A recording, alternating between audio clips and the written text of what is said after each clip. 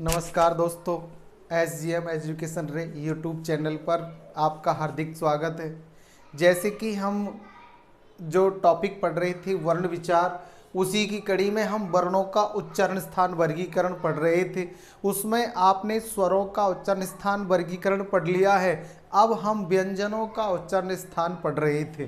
तो देखिए, वर्ण विचार टॉपिक में आगे हम वर्णों का उच्चारण स्थान वर्गीकरण मुख्यतः दो आधारों पर किया जाता है। यानी कि वर्णों का उच्चारण जो स्थान है उससे दो आधारों पर विभाजित किया जाता है, दो आधारों पर बांटा जाता है। एक तो है उच्चारण स्थान के आधार पर वर्गीकरण, यानी कि हमारे मुख में किस किस स्थान से, जैसे आपके तालु है, मूर्धा है, ओष्ठ है, कंठ है, किस स्थान के योग से बोला जाता है, तो उसके आधार पर वर्गीकरण। और दूसरा है उच्चारण प्रयत्न के आधार पर वर्गीकरण। इस प्रकार हम वर्णों का उच्चारण स्थान दो प्रकार से समझते हैं।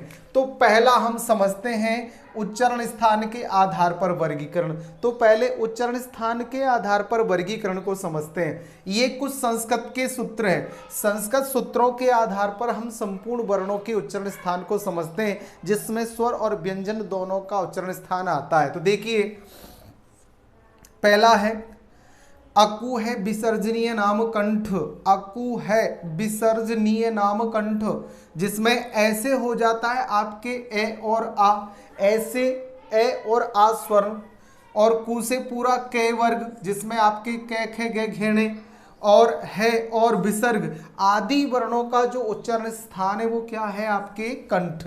यानी कि ए आ स्वर, पूरा केवर क ख ग घेणे और है और विसर्ग का उच्चारण स्थान कंठ है। इन वर्णों का अगर नाम पूछा जाए तो ये सभी वर्ण आपके कंठ वर्ण कहलाते हैं, क्योंकि इनका उच्चारण कौन सा है, कंठ। हमारी हिंदी भाषा में है और विसर्ग, ये दो वर्ण है और विसर्ग, इनका उच्चारण स्थान काकल्य या अलिजिह्वा कर दिया है। यानी कि संस्कृत में तो इन वर्णों का उच्चारण स्थान कंठ ही माना जाता है, लेकिन हिंदी के विद्वानों ने जब इसका रिसर्च किया और इन वर्णों के उच्चारण को देखा तो प्रैक्टिकली हम देखते हैं कि इन दोनों है और विसर्ग का जब उच्चारण होता है तो कंठ के थोड़े नीचे से ध्वनि आती है, जिसे काकल्य या अलिजिह्वा कहा जाता है। काकल्य और अलिजिह्वा यानी जीभ का मूल जड़। इस प्रकार पहला सूत्र अकु है विसर्जनी नाम कंठ में ए आ पूरा केवर क ख ग घेणे और है और विसर्ग, इनको कंठ वर्ण कहा जाता है, क्योंकि इनका उच्चारण कंठ से होता है। संस्कृत में इन सभी का कंठ से होता है, जबकि हिंदी में है और विसर्ग के लिए अलग से काकल्य या अलिजिह्वा उच्चारण स्थान नाम दिया है। अगर है और विसर्ग उच्चारण स्थान के लिए जो उच्चारण वर्णों के उच्चारण के लिए काकल्य अलिजिह्वा ऑप्शन में नहीं है तो कंठ ही इनका उच्चारण स्थान माना जाएगा। इसके बाद दूसरा सूत्र इच्छु है सानाम तालु, ई से छोटी ई बड़ी ई, चू से पूरा चे वर्ग च छ ज झेने, ये और से का उच्चारण स्थान हो जाता है तालु भाग। संस्कृत में इन वर्णों के उच्चारण स्थान को तालु कहा जाता है। यानी कि जब इन वर्णों का उच्चारण करते हैं ई च छ ज झेने य से का उच्चारण करते हैं तो जीभ या श्वास द्वारा ऊपर के दांतों की ओर एक चिकने स्थान का स्पर्श किया जाता है, जिसे तालु कहते हैं। तो इनका उच्चारण स्थान संस्कृत और हिंदी में समान है। इन वर्णों को तालव्य वर्ण कहते हैं। अगर इन वर्णों का नाम पूछा जाए तो ये सभी वर्ण तालव्य वर्ण कहलाते हैं, क्योंकि इनका उच्चारण स्थान कौन सा हो जाता है, तालु। इसके बाद आपके तीसरा सूत्र है ऋटुर्षणाम मूर्धा, यानी कि री और री से आपके री जो संस्कृत में दो री होती है, छोटी री और बड़ी री भी है, लेकिन अपन ने हिंदी के आधार पर एक ही लिखा है। टू से पूरा टे वर्ग, जिसमें टे ठे डे ढे ने आदि आ जाते हैं, और रे और से आदि का उच्चारण स्थान मूर्धा है। यानी कि इन वर्णों का उच्चारण स्थान है मूर्धा। अर्थात जब आप टे ठे डे ढे ने रे और से का उच्चारण करते हैं तो हमारी जीभ मुड़कर तालु भाग से ऊपर एक खुरदरे स्थान का स्पर्श करती, जो मूर्धा कहलाता है। और अगर इन वर्णों का नाम पूछा जाए तो ये वर्ण कहलाते हैं मूर्धन्य वर्ण। चौथा सूत्र ऋतु लसा नाम दंता, री से री हो जाता है जो संस्कृत में चलता है स्वर, तू से पूरा ते वर्ग जिसमें ते थे दे धे ने आदि आ जाते हैं, और फिर ले और से आदि का उच्चारण स्थान आपके दंत है। अर्थात जब इन वर्णों को बोलते हैं तो हमारी जीभ द्वारा दांत भाग को स्पर्श किया जाता है, दांतों का स्पर्श किया जाता है। इन वर्णों का नाम पूछा जाए तो ये दंत्य वर्ण कहलाते हैं। अब हिंदी के विद्वानों ने संस्कृत से थोड़ा सा मतभेद किया है। ने ले से आदि का उच्चारण स्थान वर्ष या मसूड़ा मानते हैं, उनका कहना है। और हम प्रैक्टिकली देखते हैं कि जब ने ले से का उच्चारण करते हैं तो जीभ मुड़कर ऊपर के दांतों की ओर तालु का स्पर्श करती है ने की दांतों का, इसलिए इन वर्णों को वर्ष या मसूड़े से स्पर्श किए हुए वर्ण माना जाता है या वर्ष वर्ण भी कहते हैं। तो अगर ऑप्शन में दंत नहीं है वर्ष है तो ये हो जाएगा। इसी प्रकार आपके पांचवा सूत्र उपपदमानीय नाम ओष्ठ, ऊ से छोटा ऊ बड़ा ऊ, पू से पूरा पे वर्ग पै फै बै भै में, ये आपके ओष्ठ वर्ण कहलाते हैं। यानी कि इनका उच्चारण स्थान कौन सा है? ओष्ठ।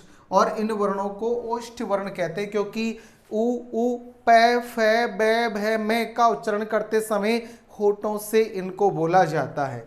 इसके बाद छठा सूत्र प्रत्येक वर्ग का अंतिम वर्ण ने में और अनुस्वार, इनका उच्चारण स्थान है नासिक वर्ण कहलाते हैं ये सभी, क्योंकि इनका उच्चारण स्थान है नाक।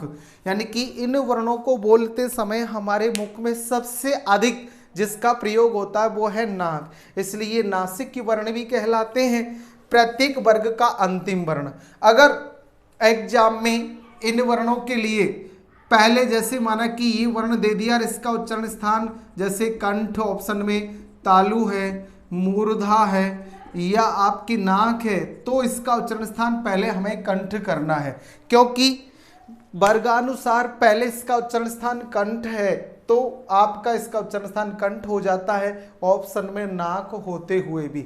लेकिन अगर एक से अधिक ये एक साथ पूछे जाते हैं तो इनका उच्चारण स्थान क्या हो जाएगा? नाक। कहने का मतलब अगर एक वर्ण का उच्चारण स्थान पूछा जा रहा है उस वर्ग का उच्चारण स्थान भी है तो पहले वो होगा, और एक साथ 2 पूछे, 3 पूछे, 4 या 5 या सबको पूछे तो इनका उच्चारण स्थान हो जाता है नाक। इसके बाद सातवां वैकारस्य दंतोष्ठ, वह जो आपके वक होता है ऊपर के दांत और नीचे के होठ के स्पर्श से वह इस तरह वकील आदि बोला जाता है, तो ये आपके दंत और ओष्ठ से मिश्रित बोला जाता है। तो ये दांत और होठ दोनों के योग से बोलने की वजह से इसे दंतोष्ठ वर्ण भी कहा जाता है। इसके बाद एत एतो कंठ तालु, ए और आई वर्णों का उच्चारण स्थान आपके संयुक्त है, इसको भी कंठ और तालु के योग से बोला जाता है। कंठ से ध्वनि आती और तालु भाग का स्पर्श करती है, इस प्रकार ये वर्ण कंठ तालव्य वर्ण कहलाते हैं। इसके बाद जो नवा सूत्र है ओत ओतो कंठोष्ठ, ओ और औ का जो उच्चारण स्थान है वो है आपके कंठ और ओष्ठ। ये कंठ और होठ दोनों के योग से बोले जाते हैं, इसलिए इन्हें कंठ ओष्ठ वर्ण भी कहा जाता है। कंठ से ध्वनि आती है, होठों से आकार दिया जाता है। इस प्रकार इन संस्कृत सूत्रों के आधार पर हमने हिंदी और संस्कृत के वर्णों के उच्चारण स्थान को समझा कि हिंदी में थोड़ा सा मतभेद करके इनके उच्चारण स्थान येन केन संस्कृत के समान ही माने जाते हैं। इसके बाद आपने देखा कि उच्चारण स्थान के आधार पर वर्गीकरण हमने यहां समझा। दूसरा है उच्चारण प्रयत्न के आधार पर वर्णों का उच्चारण स्थान वर्गीकरण। तो उच्चारण प्रयत्न के आधार पर जो वर्गीकरण है उसे देखिए कि ध्वनियों के उच्चारण में फेफड़ों से निकलने वाली वायु मुख विवर में कहाँ रुकती है, कहाँ रगड़ खाती है और कहाँ नाक से निकलती है। स्वर तंत्रियां जिह्वा व ओष्ठ किस प्रकार का प्रयत्न करते हैं, इस आधार पर वर्णों का विभाजन किया जाता है। तो उसी आधार पर इनको प्रयत्न के आधार पर वर्गीकरण कहते हैं। उच्चारण प्रयत्न के आधार पर वर्णों को दो भागों में बांटा जाता है, आभ्यंतरिक प्रयत्न और दूसरा है बाह्य प्रयत्न।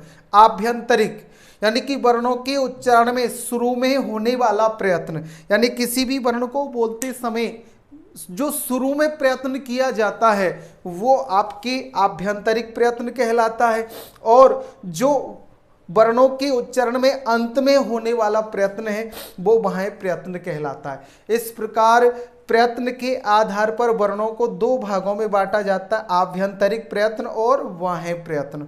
तो आभ्यंतरिक प्रयत्न और बाह्य प्रयत्न के आधार पर वर्णों का जो वर्गीकरण है उसे हम अगली कक्षा में देखते हैं। आपने जो पढ़ा है इसे अच्छी तरह समझे, पढ़े, मंथन करें, और इसमें जो कोई कमी हो तो आप कमेंट्स के माध्यम से बताएं, और अच्छा पढ़े, आगे बढ़े। धन्यवाद।